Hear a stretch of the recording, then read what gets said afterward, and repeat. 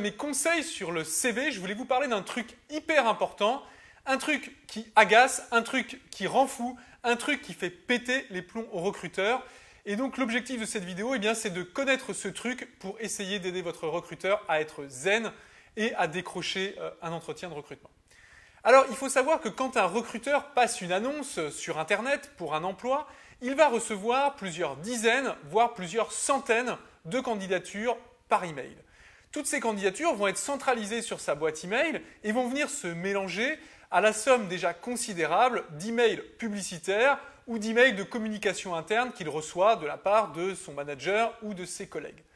Ce qui fait que très souvent, un recruteur, quand il reçoit un CV, va ouvrir le mail, va découvrir le CV, va être interpellé par ce CV et ne pouvant le traiter tout de suite, va refermer son mail et il va essayer de retrouver ce CV quelques jours ou quelques heures après. Et là, patatras, ce mail va être perdu dans l'ensemble de ses emails et ça va être un peu comme une aiguille dans une botte de foin qu'il va falloir qu'il retrouve et il va avoir toute la peine du monde à retrouver ce CV. Ça va lui faire perdre du temps, ça va le rendre fou, ça va lui faire péter les plombs.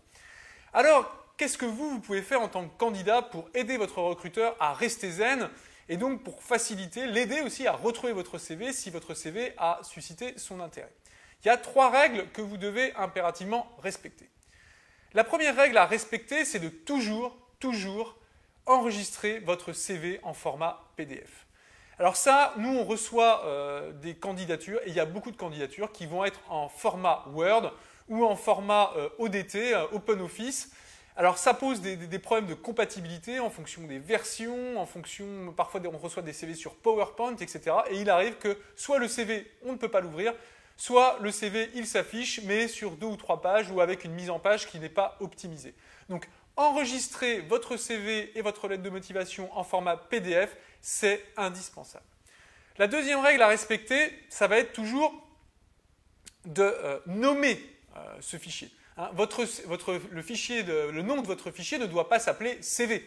Parce que quand on va enregistrer ce fichier sur notre ordinateur, il va se perdre avec tous les autres fichiers, tous les autres CV qui vont s'appeler uniquement CV.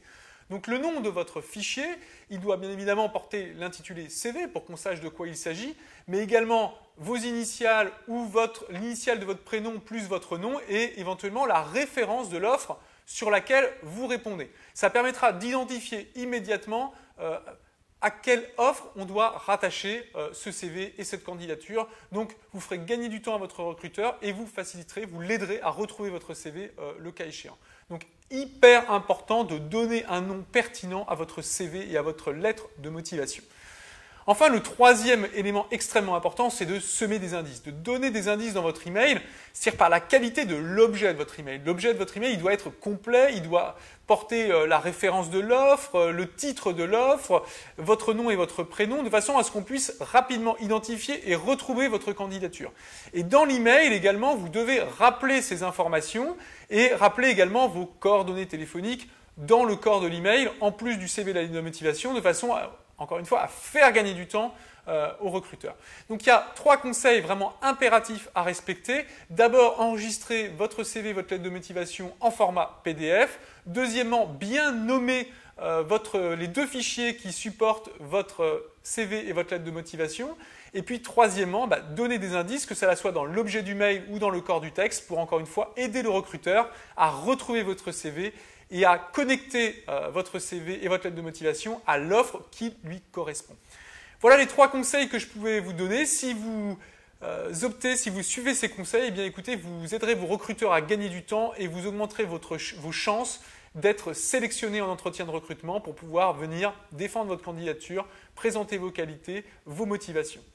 Si vous souhaitez être accompagné dans votre démarche de recherche d'emploi, dans votre stratégie de recherche d'emploi, écoutez, les spécialistes d'orientation se tiennent à votre disposition dans l'un de nos centres orientation en France, près de chez vous. Donc, contactez-nous, un consultant vous recevra, vous accompagnera et vous aidera à optimiser cette démarche de recrutement qui est indispensable pour réussir sa vie et réussir dans la vie. Écoutez, je vous dis à très bientôt dans l'un de nos centres orientation en France.